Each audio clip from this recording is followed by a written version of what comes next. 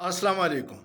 DGISPR ने बहुत बरवक्त और बेहतरीन फ़ैसला किया है कि अरशद शरीफ की इंक्वायरी के लिए हुकूमत को ख़त लिख दिया है।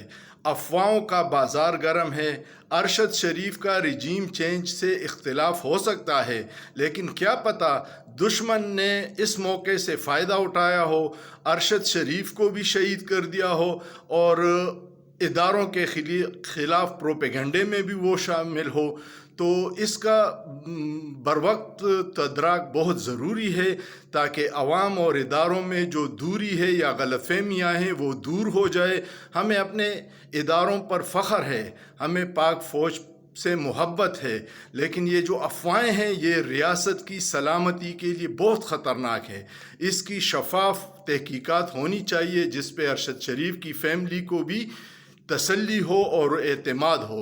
जुडिशल कमीशन बनाया जाए, उसके दोस्तों के, उसकी फैमिली के एतमाद लेके ये सारा काम हो जाए ताकि किसी को उंगली उठाने की ज़रूरत न पड़े।